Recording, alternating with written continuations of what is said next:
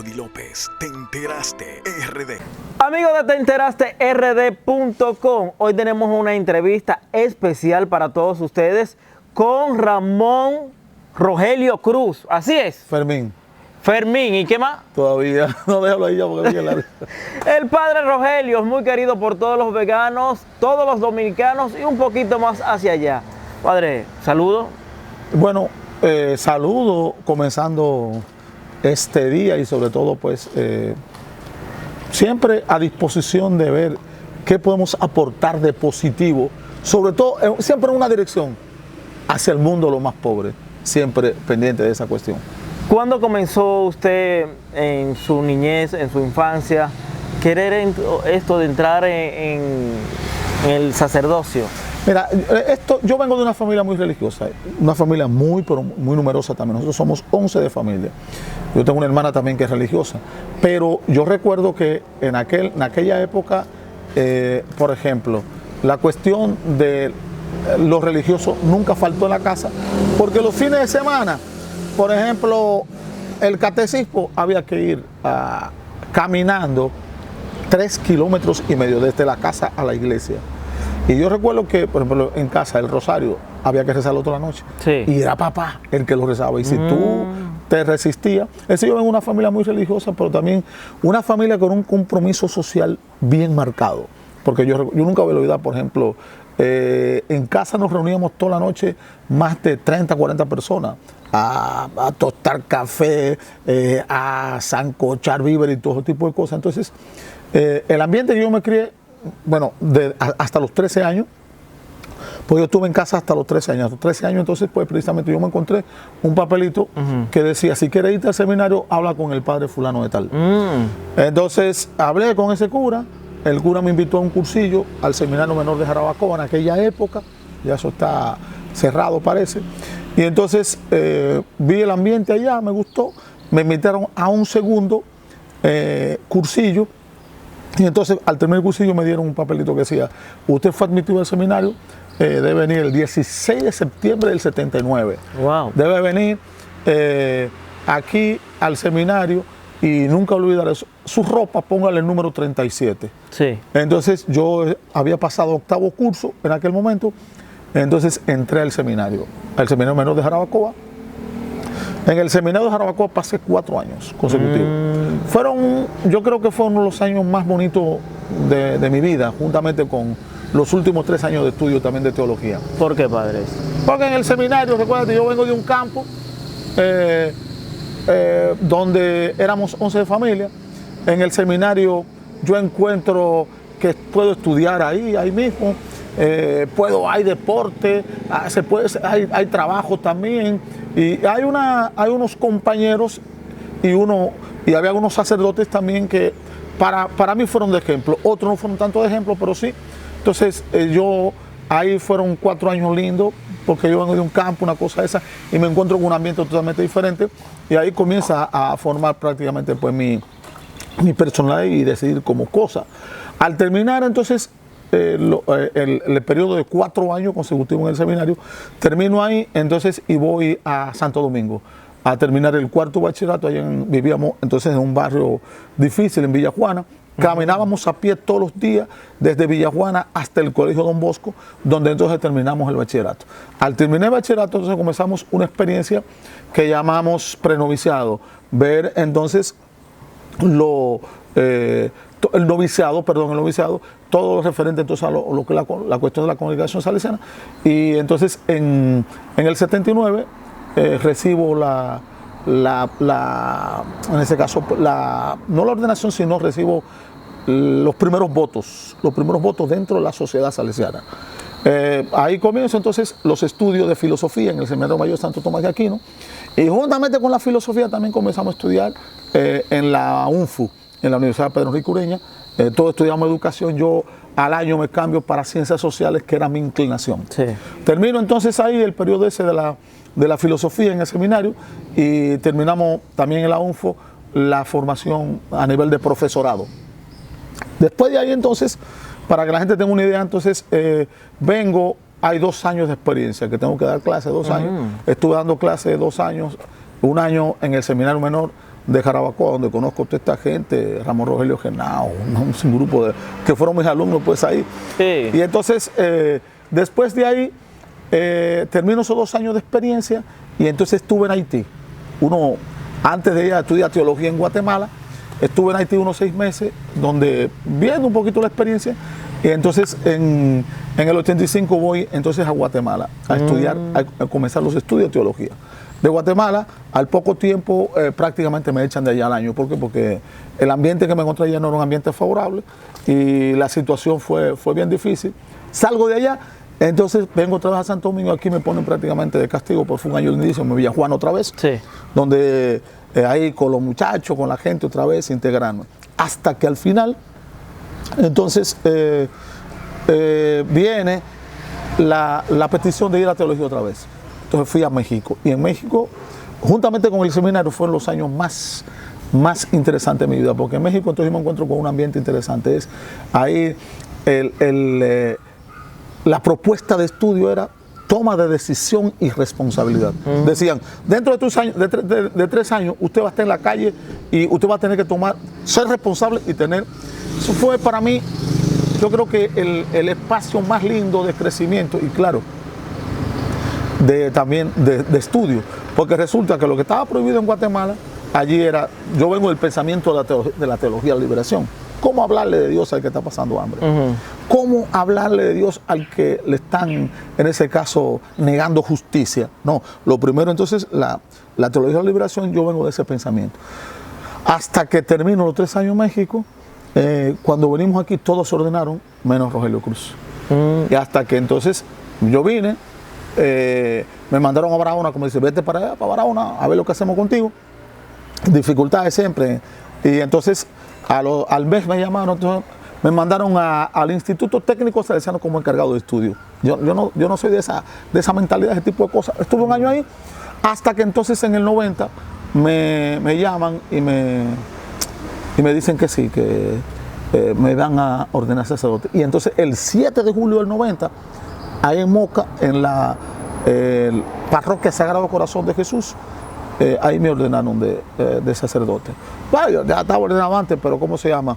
Ahí se hace el rito de la ordenación y ahí comenzamos todo este trabajo de lucha constante, permanente, porque yo no siempre, sino fue definiendo mi vocación en el sentido de que de servicio incondicional a los más pobres. ¿Cómo lo tomó la familia cuando se enteró que usted tenía esta línea en su vida? No, mi papá, yo nunca voy a olvidar la frase, papá. Cuando yo salí de allá, en el 79 que yo me iba al seminario, papá me dijo esto: usted se va al seminario, pero recuerde que aquí esta es su casa. Sí. Y yo nunca voy a olvidar, por ejemplo, mamá, cuando íbamos de vacaciones. Mamá era la que más comprometida, incluso conmigo. Mamá siempre sacaba unos 10, 20 pesos de aquí, lo volvían y me decía, mamá, aquí está para tu pasaje que te vaya otra vez al seminario. Entonces eran 10, 20 pesos me daba y entonces me decía que vayan contigo San José, San Miguel, todos los santos. Y yo, mamá, usted me dio tanto cuarto para pagarle el pasaje a esta gente.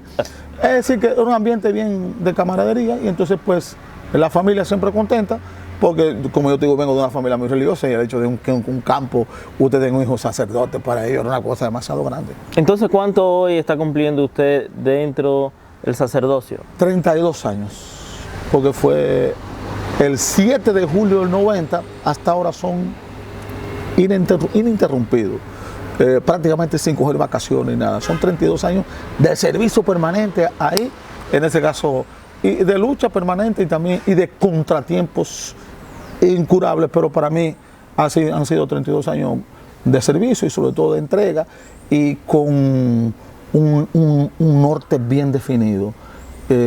¿Por qué? Porque yo tengo 2 principios fundamentales que han guiado mi vocación. El lema sacerdotal mío es el Lucas 4:18, el Espíritu del Señor está sobre mí porque me envía a anunciar buena noticia. Okay. Pero a los pobres, por lo tanto los pobres. Y cuando yo estaba en la congregación salesiana, los salesianos tienen el lema fundamental: los salesianos somos enviados a trabajar con los jóvenes más pobres. Siempre es lo que ha marcado mi vida, lo que ha marcado mi trabajo. Y como yo vengo de una familia muy pobre, yo lo que me he dicho siempre, Yo tuve oportunidad de estudiar en el seminario, de estudiar en la universidad, y la mayor parte de mis hermanos no. Por lo tanto, yo no tengo otra alternativa que no desligarme de mi clase y de mi condición. Y he estado pues precisamente metido en ese mundo siempre. Observamos que hay dos formas, vamos a decir, de sacerdote. Sacerdote que imparte la misa, que es de oficina, que está allí. Hay otras partes y otra forma de ejercer el sacerdocio. En la calle, con la gente, el contacto, dando su misa, quizás criticando lo que hacen los gobiernos, criticando lo que hacen los ayuntamientos, también aportando a lo que lo hacen bien, a lo que lo hacen mal. No, hay una sola forma de ser sacerdote. El sacerdote es aquel que está llamado a imitar a Jesús. Y Jesús de Nazaret, porque el modelo nuestro es Jesús de Nazaret. Sí. Y Jesús lo dijo, el Hijo del Hombre no tiene ni siquiera donde inclinar su cabeza. Lo que pasa es esto, y que es grave lo que voy a denunciar, y lo voy a decir con toda honestidad. Antes tú eras sacerdote por vocación. Por lo tanto, tú sentías ese llamado de Dios de servicio a la gente, al pueblo. Ahora no. Tú no eres sacerdote por vocación, sino por profesión. ¿Cómo así, padre? Esto se profesionalizó. Es decir, tú después que te ordenan cura, tú eres el que sabe, tú en ese caso tú tienes tu vehículo, tú tienes tu buena ropa, tú tienes tu comida segura, tú tienes todo seguro. A partir de ese momento, si tú te portas bien, sí, claro. Claro, y te portas bien y te dicen todo lo que dicen tus superiores. Tú te metes en ese carril y en ese caso, ya la mayor parte de sacerdotes no son sacerdotes por vocación, sino por profesión. Es una forma, un modus vivendi. Tú vives del sacerdocio, pues, por lo tanto, una misa hay que pagártela, un bautismo hay que pagártela, una boda hay que pagártela. Me dicen, en ese caso, tú vives del evangelio, pero en ese caso hay otra forma también de vivir. Porque incluso en América Latina y en el mundo, nació en Francia una experiencia lindísima de sacerdotes obreros. Trabajaban y ofrecían sus servicios, pues precisamente. Lo que pasa es, esto hay que desprofesionalizarlo otra vez. Y volver, pues precisamente, a Jesús de Nazaret. Jesús de Nazaret, tú te lo encontrás. Jesús de Nazaret nunca tuvo una oficina. Jesús de Nazaret nunca tuvo una iglesia, ni un templo. A Jesús tú te lo encontrabas en la calle, donde había necesidades, acompañando a la gente. Entonces, eso es lo que se necesita hoy, en el mundo de hoy, y sobre todo, pues, en América Latina, en el Caribe, donde nosotros vivimos que la situación de pobreza de la gente, de miseria, se agudiza cada día más y más. Entonces, para mí, por ejemplo, cuando yo tengo que tomar una decisión, me dicen, ¿y qué tú haces? Yo digo, no, fácil. Yo frente por ejemplo, una marcha, una caminata, una protesta, digo, ¿qué haría Jesús de Nazaret? No, Jesús estaría acompañando a la gente, por lo tanto yo voy para allá, a acompañar a la gente. Frente a una situación de crítica a situaciones, Jesús, ¿qué haría con eso? ¿Sería cómplice de esto? No, Jesús estaría en ese caso de parte de la justicia y de la verdad siempre, y eso es lo que nosotros, es el modelo a seguir, y es lo que nosotros, pues, nos mueve desde lo más profundo de nuestros corazones, pues, precisamente. Usted dice Jesús o la Iglesia Católica. Es que la misma iglesia ha traicionado un poco el pensamiento de Jesús, porque Jesús lo han comercializado. Yo nunca olvidé ese chiste, es un chiste. La gente que no sé, San Pedro que lleva a Jesús allá por el Vaticano y le dice, mira, ¿cuántas cosas tenemos aquí en el Vaticano? Mira, todo esto lujo, todos estos vehículos. Todo eso. Y Jesús le dice, y pensar que eso lo comencé yo con un burriquito en Nazaret. Sí. Así que, en el sentido de que la misma iglesia se ha alejado mucho del pensamiento de Jesús.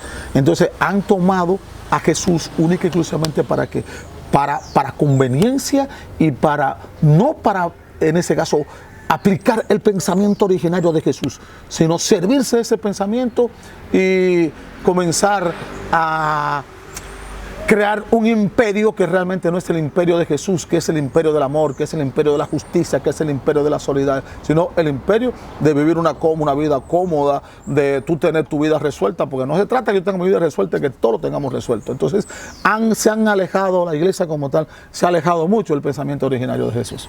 Entonces, ¿dónde cree usted que va la iglesia en los tiempos venideros? No, la iglesia, sobre todo, esa iglesia así tradicional, con esa norma, que quiere condenar a todo el mundo, que quiere en ese caso, pues, precisamente ser la dueña de la verdad, esa iglesia no tiene futuro. Y hay dos cuestiones que son fundamentales. Los seminarios, por ejemplo, están prácticamente casi todos cerrados. No hay vocaciones. ¿Por qué? Porque realmente el pensamiento que está es un pensamiento ya que no responde al mundo de hoy. Y al no responder al mundo de hoy, Entonces, la mayor parte de los sacerdotes, de los obispos, única y exclusivamente se quedan repitiendo las cosas del pasado. Por ejemplo, los domingos en todas las misas, en aquel tiempo dijo Jesús, muy bien, pero ¿qué dice Jesús hoy al mundo de hoy? Entonces tuve más que repetir el pensamiento de Jesús, es hoy venir al mundo de hoy y en base al pensamiento de Jesús, al pensamiento religioso de hoy, dar una respuesta. No es verdad que la iglesia es la portadora de la salvación está al alcance de todos. Además que más que una religión, hoy el mundo de hoy lo que está detrás de una espiritualidad. La religión te obliga a llegar a Dios. La espiritualidad te invita a hacer experiencias de Dios totalmente diferentes y pues por lo tanto la iglesia tiene que adaptarse al mundo de hoy. Si no se adapta al mundo de hoy, ciertamente va a desaparecer.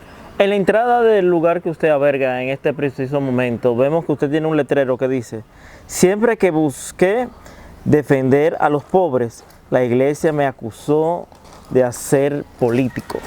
Sí, de hacer política. ¿Por qué? Porque la iglesia realmente, en mi caso particular, yo pienso que no es que han entendido, no han querido aceptar la forma totalmente diferente que cada uno tiene dentro, porque dentro de la religión tú no tienes que vender tu personalidad, tu forma de ser, al contrario, tú debes asumirla con mucha responsabilidad y ser tú dentro de eso. Y es ciertamente, siempre que yo decía una cosa, no, eso es Rogelio que lo dice. Y no como otras personas. Es decir, no, eso es Rogelio, porque yo lo reconozco.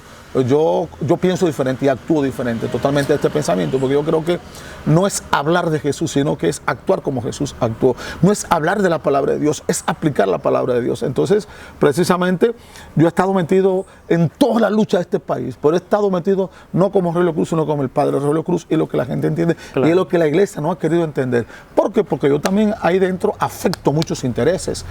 Pero mira, el padre Rogelio Cruz que está metido en ese libro, porque él no hace no se ajusta, porque no se va en ese caso a decir su misa. Yo te celebro la misa, pero yo no voy a repetir lo mismo que está ahí, sino que hay hoy una forma pues totalmente diferente de expresión, incluso hasta del lenguaje mismo religioso, que hay que traerlo al mundo hoy. Y eso está tomado en los documentos de la iglesia. Por ejemplo, hay un documento que se llama el Puebla, y Puebla dice que hoy es necesario la inculturización del evangelio, es decir, que el evangelio forme parte de la cultura de la gente, y eso es lo que nosotros hemos querido hacer, pero la iglesia, sobre todo la iglesia institución, no quiere que uno haga ese tipo de cosas. Entonces, mis acciones, más que unas acciones religiosas, ellos dicen que son unas acciones políticas, sí, pero la política del Padre Nuestro. El Padre Nuestro, que se haga tu voluntad en la tierra como en el cielo. La voluntad de Dios de primero, en la tierra, construyendo que un mundo de igualdad, un mundo de solidaridad, un mundo donde una iglesia no manda el cura, sino que sea un espacio de participación real de la gente. Entonces, eso ellos le llaman acción política. Por esa forma de ser de el padre Rogelio, fue sacado de la iglesia, fue excomulgado, ¿cómo se le puede decir? No. A mí no me han sacado de la iglesia realmente. A mí lo que fue, yo pertenecía a un grupo de la iglesia que se llama la Congregación Salesiana. Y el cabecilla, que yo estoy escribiendo un libro, son dos libros. El primero es Rogelio Cruz, un cura que vino del campo, la pedagogía del fresco y el atrevido. Y el segundo libro que estoy escribiendo es Francisco Batista, el superior de los salesianos, un superior corrupto y que realmente un superior corrupto y con una moral por el suelo.